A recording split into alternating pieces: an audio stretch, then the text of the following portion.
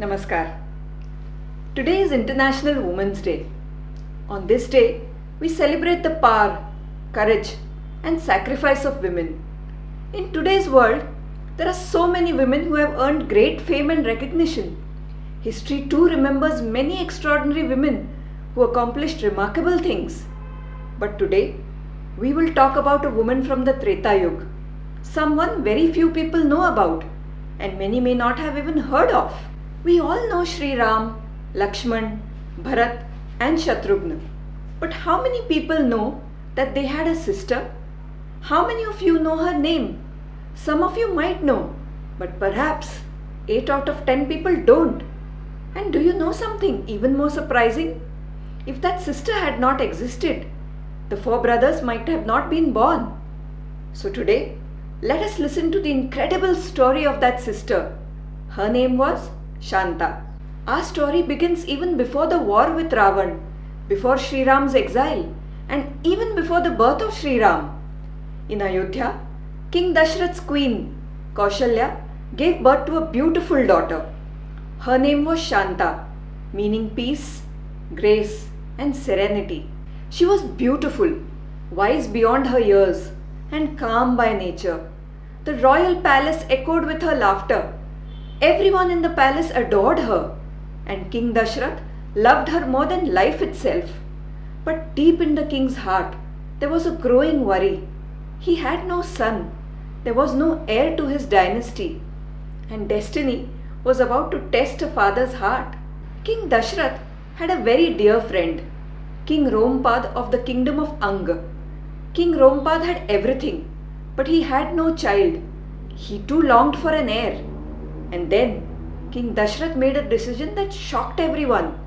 A decision that almost no father could make. The daughter who filled the palace with laughter, the daughter whom everyone loved, King Dashrath gave her in adoption to King Rompad. Think about that moment. A king who longed for a son, yet his only daughter he gave away. Imagine the moment. A little girl who left behind her palace, her friends, and her family. Without asking a single question, she accepted her destiny. And that girl, Shanta, left Ayodhya, not knowing that one day she would change the destiny of Ayodhya itself. Years passed. Shanta had now grown up. In Angadesh, the kingdom of King Rompad, a terrible drought struck. Rivers dried up and the people suffered terribly. Remember, this is the same kingdom where Shanta had been adopted. The royal priests finally said, "Only one sage can save us from this calamity, sage Rishishringya." Rishishringya was a great sage and a powerful ascetic. His spiritual purity was so powerful that even nature obeyed his presence. When he finally stepped into the land of Ang, the skies thundered, rain began to fall. The land turned green once again. King Rompad was overwhelmed with gratitude and he made a decision. He decided to marry his daughter Shanta to sage Rishishringya. And here, destiny was preparing its greatest turn. Meanwhile in Ayodhya, King Dashrath was still without a son. The sages of Ayodhya advised him to perform a sacred ritual to obtain children. The ritual was called Putra Kameshti Yagya, a sacred sacrifice performed for the blessing of sons. But this was not an ordinary ritual. It required an extremely pure and powerful sage, a married sage who would perform the ritual together with his wife. And destiny had already arranged everything. The invitation was sent to sage Rishishringya, and with him came his wife, Shanta. The same Shanta who had once left Ayodhya as a little girl, now returned with her husband to perform the sacred ritual. Together, Rishishringya and Shanta performed the Putra Kameshti Yagya. At the end of the ritual, a divine sacred kheer emerged from the fire. King Dashrath distributed that sacred offering among his queens. And soon, Queen Kaushalya gave birth to Sri Ram.